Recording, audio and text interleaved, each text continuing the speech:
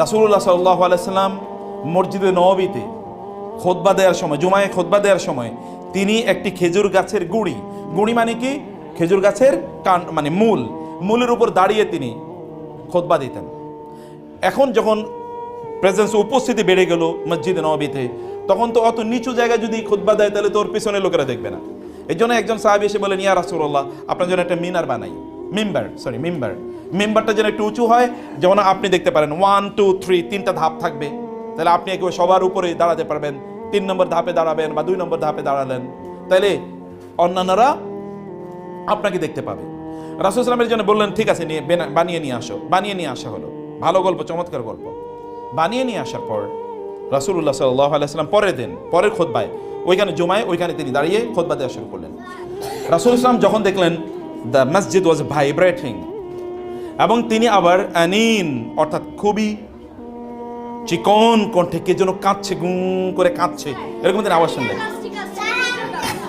আচ্ছা, ওকে, আচ্ছা। এখন যখন তিনি শুনলেন যে এরকম কাঁদছে, আবার ভাইব্রেশন হচ্ছে, সাহাবায়ে কেরাম ভাবলেন যে কান্নার আওয়াজ আসতেছে কোত্থেকে কান্নার আওয়াজ। রাসূল সাল্লাল্লাহু আলাইহি ওয়াসাল্লাম খুতবা থামিয়ে তিনি গেলেন, ওই খেজুরের গুঁড়িটার কাছে গেলেন, যেটার উপর দাঁড়িয়ে তিনি আগে কথা বলতেন। ওটাকে গিয়ে তিনি এরকম জড়িয়ে ধরলেন, যেমন মানুষকে জড়িয়ে ধরা হয়। জড়িয়ে ধরার পর এটা কান্না থেমে গেছে, মসজিদও ভাইব্রেশন কমে গেছে, কাঁপানি। এবং তিনি এসে বললেন, ওই খেজুরের গুঁড়িটার উপর যেহেতু আমি চড়ে খুতবা দিচ্ছি না, ওই জন্য ওর শরীরের সাথে আমার যে গায়ের স্পর্শ লাগছে না, এই কষ্টেও কান্না শুরু করে দিয়েছে। এবং আল্লাহর কসম, যদি আমি ওকে জড়িয়ে না ধরতাম তাহলে কিয়ামত পর্যন্ত ও শুধু কাঁদতেই থাকতো। এবং এই জন্য তিনি বললেন, এটাকে কি করে দাও, এবার কবরস্থ করে দেবে, মাটির নিচে পুঁতে রাখো। একটা খেজুরের গুঁড়ি যদি তার স্পর্শ পাওয়ার কষ্টে কাঁদতে থাকে, তাহলে আমাদের কেমন কান্না করা উচিত বলেন তো? আমাদের কেমন কান্না, আমাদের অনুভবটা কেমন থাকা দরকার? অথচ তিনি আমাদের জন্য কেঁদেছেন, উম্মতি উম্মতি উম্মতি, মাই উম্মা মাই উম্মা মাই উম্মা, এটা বলে তিনি কেঁদেছেন। রাসূলুল্লাহ সাল্লাল্লাহু আলাইহি ওয়াসাল্লাম শুধু তাই না, খেজুর গাছ যে তার জন্য কেঁদেছেন এরকম না, সাহাবায়ে কেরাম রাদিয়াল্লাহু তাআলা আনহুম তাকে না দেখলে অস্থির হয়ে যেতেন। একজন সাহাবী এসে প্রচণ্ড তার ওয়াকাদ তাগায়্যারা লাউনুহু ওয়া নাহালা জিসমুহু, তার শরীরের রং মানে কালো হয়ে গেছে এবং তার শরীর এরকম শুকিয়ে গিয়েছে। তার চেহারা ইউরাফু ফি ওয়াজহি আল হুজনু, তার চেহারার মধ্যে খুবই ভয়, আতঙ্ক এবং দুঃখ কষ্টের ছাপ পড়ে গেছে। তিনি আসলেন রাসূল সাল্লাল্লাহু আলাইহি ওয়াসাল্লামের কাছে। রাসূল তাকে বললেন, ইয়া সাওবান মা গায়্যারা লাউনাকা, সাওবান, তোমার শরীরের কালার চেঞ্জ হয়ে গেছে, তুমি এরকম বিবর্ণ হয়ে গেছো, ঘটনা কি? তোমার দেখতে এরকম দেখা যাচ্ছে কেন? কেমন যেন তোমার চেহারা ফ্যাকাশে হয়ে গেছে, ঘটনা কি? তিনি বলেন, ইয়া রাসূলুল্লাহ মা বি দুররুন ওয়ালা ওয়াজাউন, আমার কোনো কষ্ট নাই, শরীরে কোনো ব্যথা নাই, কোনো জ্বর নাই, কোনো কিছু নাই আমার, ইয়া রাসূলুল্লাহ। ওয়ালাকিন গায়রা আন্নী ইজলাম আরাকা ইশতাকতু ইলাইকা, যদি আমি আপনাকে না দেখি তাহলে আমি দৌড়ে আসি আপনাকে দেখার জন্য, এবং আপনাকে আমি দেখার পর আমার ভালো লাগে, মনটা খুবই অস্থির, আমি আসি আপনাকে দেখার জন্য এবং আপনাকে দেখি, এরপরে আমি চলে যাই। কিন্তু হঠাৎ করে গত কয়েকদিন ধরে আমার মনে হলো আপনিও মারা যাবেন, আমিও মারা যাব। আপনি মারা গেলে আপনি জান্নাতের সর্বোচ্চ স্থানে থাকবেন, আমি মারা গেলে আমি জান্নাতে যাব, কিন্তু কোথায় আপনি আর কোথায় আমি? জান্নাত তো আর সব একরকম না, জান্নাতের লেয়ার্স আছে, লেভেলস আছে, জান্নাতের স্টেজ আছে, স্তর আছে। তা আপনি কোন স্তরে থাকবেন আর আমি কোন স্তরে থাকবো? আমি তো আর জান্নাতে গিয়ে এখন দুনিয়াতে দৌড়াই আপনাকে এসে দেখতে পাই, যখনই মনে চায় তখন দেখতে পাই, কিন্তু জান্নাতে তো যখন মনে চায় তখন দেখতে পারবো না, কারণ স্টেজ ডিফারেন্ট।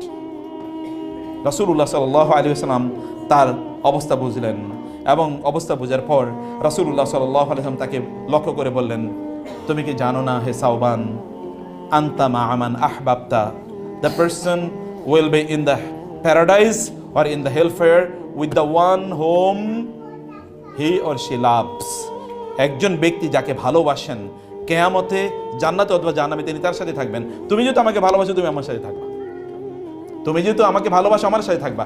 এই কথা যখন তারই আরেকজন পিছিয়ে যে ওদের মতো একজন রাসূলুল্লাহ সাল্লাল্লাহু আলাইহি ওয়াসাল্লামের সাথী, যার নাম ছিল আনাস বিন মালিক বলেন, আমরা সাহাবীরা এই কথা যেদিন শুনেছি সেই দিন আমাদের জীবনের সেরা দিন, কারণ আমাদেরও টেনশন ছিল আমরা কি রাসূলের সাথে থাকতে পারবো কিনা, কিন্তু আমরা যখন শুনলাম আমরা একসাথে রাসূলের সাথে থাকতে পারবো, এটা আমাদের জীবনের সেরা দিন ছিল। এত খুশির দিন আমাদের জীবন আর কোনোদিন আসেনি। কারণ আমরা বুঝতে পেরেছি। আর তিনি বলেন আমার খুশিটা সবার চেয়ে বেশি, কারণ আমি রাসূলকে ভালোবাসি, আবু বকরকে ভালোবাসি, ওমরকে ভালোবাসি, ওসমানকে ভালোবাসি, আলীকে ভালোবাসি, আমি সবার সাথে একসাথে থাকতে পারবো, এই খুশি তো আমার ধরে না। আমার সবচেয়ে বড় খুশির দিন ছিল এটা। রাসূল সাল্লাল্লাহু আলাইহি ওয়াসাল্লামকে ভালোবাসা সাহাবায়ে কেরামদের মধ্যে এটা তাদের জন্য রিজিক ছিল, খাবার ছিল। সাহাবায়ে কেরাম অনেক মনে করতেন রাসূলের দিকে তাকালে আমাদের ক্ষুধার কষ্ট আমাদের বা ক্ষুধার ব্যথা এটা আমাদের ভুলে যেতাম আমরা। একজন নারী এসে রাসূল সাল্লাল্লাহু আলাইহি ওয়াসাল্লামকে উহুদের যুদ্ধে তিনি he was severely injured and there was a rumor that the prophet got killed in the battlefield, you know. এর মধ্যে রাসূলুল্লাহ সাল্লাল্লাহু আলাইহি ওয়াসাল্লাম তিনি যে বেঁচে আছেন এটা তিনি বলেছেন, এই সংবাদ তোমরা ডিসক্লোজ করো না, যদি কুরাইশরা শোনে তাহলে তারা আবার আঘাত করবে। তিনি মদিনার দিকে চলে আসছিলেন।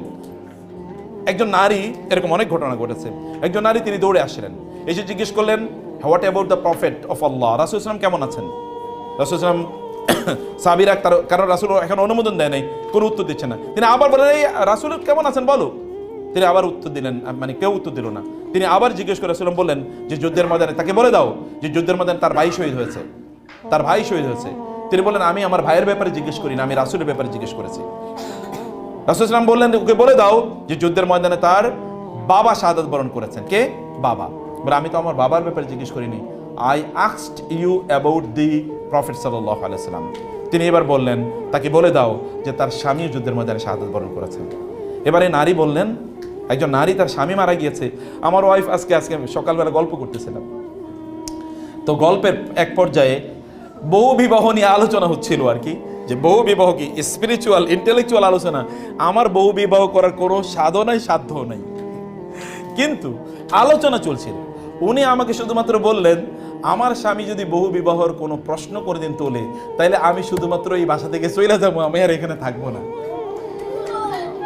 কে রে হাতে তালি দেয়, ঘটনা কি?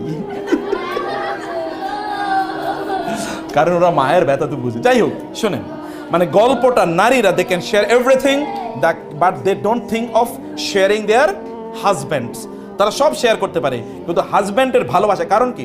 কারণ আমাদের নারীরা বলছে, আমাদের মুসলিম নারীরা তারা কেবলমাত্র স্বামী কেন্দ্রিক। তাদের গোটা জীবন, গোটা কল্পনা, গোটা জগৎ তাদের স্বামীকে কেন্দ্র করে। স্বামীরা এটা ভালো করে বোঝে না, কিন্তু তারা স্বামীদের বাইরে তাদের কোনো জীবনই নেই, তারা ভাবতেও পারে না। এই কারণে sharing their husbands with others they cannot imagine, এটা কখনো তারা ভাবতেও পারে না। রাসূলুল্লাহ সাল্লাম বলে দিলেন বলে দাও তোমার হাজব্যান্ড মারা গেছে, এর চেয়ে বড় শকিং একজন নারীর জন্য কিছু হতে পারে না। তিনি বললেন I have not asked you about my husband, I asked you about my messenger. আমি রাসূল সম্পর্কে জানতে চেয়েছি, আমি আমার স্বামী সম্পর্কে জানতে চাই নাই। একটু পরে তিনি বললেন, রাসূল ইসলাম বললেন তাকে বলে দাও রাসূল ইসলাম সুস্থ আছেন, জীবিত আছেন। তিনি বললেন আল্লাহর শুকর আদায় করছি। নারী বললেন আল্লাহর শুকর আদায় করছি যিনি আমার রাসূলকে সুস্থ রেখেছেন, আল্লাহর শুকর আদায় যিনি আমার রাসূলকে সুস্থ রেখেছেন। আপনি এইরকম ম্যানিফেস্টেশন অফ লাভ পৃথিবীর ইতিহাসে কোথাও দেখবেন না। এটা অভাবিত, আনপ্রেসিডেন্টেড, এটা ইম্পসিবল, আনইমাজিনেবল। কেউ চিন্তা করতে পারে না যে এইরকম ভালোবাসা কারোর জন্য। আমরা আমাদের পিতামাতাকে ভালোবাসি, রেসপেক্ট করি। পিতামাতা যখন আমাদের সাথে অন্যায় আচরণ করেন তখন আমরা কিন্তু রিয়াকশনে দেখাই, স্বামী স্ত্রীর পরম ভালোবাসা, কিন্তু তারপরে একজন আরেকজনের সাথে রিয়াকশন দেখায়। কিন্তু এই ভালোবাসায় কোনো রিয়াকশন নাই, এই ভালোবাসায় কোনো রিয়াকশন নাই। এটা কিন্তু এমনি তৈরি হয় নাই, এই ভালোবাসা এটা আমাদের ইমানের দাবি, এবং এই ভালোবাসা ইনস্টলড অ্যান্ড ইনস্টিলড বাই আল্লাহ সুবহানাহু ওয়া তাআলা ইন আওয়ার হার্টস। এটা আল্লাহর পক্ষ থেকে আগত, এটা এমনিতেই তৈরি হয়। এটা কোয়াইট বিয়ন্ড, মানে মানুষের সকল ধরনের চিন্তা চেতনার বাইরে, মানুষের সকল ধরনের কল্পনার বাইরে এরকম একটা ভালোবাসা। একজন বোন ইসলাম গ্রহণ করেছে, তিনি ঢাকার একটা সরকারি বিশ্ববিদ্যালয়ে তিনি প্রফেসর, এবং তিনি আমাকে বলেন স্যার আমার স্বামীকে তো তিনি তো ইসলাম গ্রহণ করেন না, উনি খুলনা একটা ইউনিভার্সিটিতে বড় পদে তিনি চাকরি করেন, আমরা আপনার স্বামীকে শুধু দাওয়াত দিয়ে নিয়ে আসেন। বলে স্যার আসবেন আপনার কাছে কেন? বলে তাইলে তো আপনি তাকে ইসলামের দাওয়াত দেবেন, জীবন আসবে না। আমি বললাম আপনি ওনাকে নিশ্চিত করেন আমি ইসলামের ব্যাপারে একটা কথা বলবো না তাকে। তো 1 মাস 2 মাস চেষ্টা করার পরে তার স্বামীকে নিয়ে আসলেন। আসার পরে আমি চাটা খাওয়ালাম, কথাবার্তা বললাম, গল্প। আমি শুধু একটা দাওয়াত দিই। আমি এর আগে একটা রাসূল ইসলামের একটা জীবনী বই আইনে রেখেছি, আমার খুব প্রিয় একটা বই। রাসূলের জীবনী তো অনেক বই আছে, আমি যেটাকে পছন্দ করি এই বইটা এনে রেখে আমি বললাম আপনাকে আমি বইটা হাদিয়া দিলাম, আপনি বইটা পড়বেন, আমার আর কোনো চাওয়া নেই। আপনি তো অনেকের জীবনী পড়েছেন, জীবনী উনি তো মুহাম্মদ সাল্লাল্লাহু আলাইহি ওয়াসাল্লাম তো পৃথিবীর সকল বড় বড় জ্ঞানী বিজ্ঞানীদের কাছে গ্রেট অথবা গ্রেটেস্ট, তাদের কথাই, আমি অমুসলিমদের কথা বলছি। তো আপনি একজন অন্যান্যদের জীবনে যেরকম পড়েন একটু পড়েন, আপনি শুধু এটা পড়বেন, পড়ে এরপর আপনি আমার সাথে দেখা করবেন। 2 মাস পরে ওই ভদ্রলোক এসে বলে, স্যার আমি মুসলমান হব। শুধু রাসূলের জীবনে পড়ছে, বিশ্বাস করেন তার জীবনে একটা মিরাকল, মুজিজা, জীবন্ত মুজিজা। জি আচ্ছা, বইটার নাম হলো রাসূলে আরবি, রাসূল সফিউর রহমান মোবারকপুরী ওনার বই রাসূলে আরবি। তো এটা একজন মানুষ যদি সত্যি অর্থে ওপেন মন নিয়ে রাসূলের জীবনী পড়ে, she is bound to follow the prophet সাল্লাল্লাহু আলাইহি ওয়াসাল্লাম।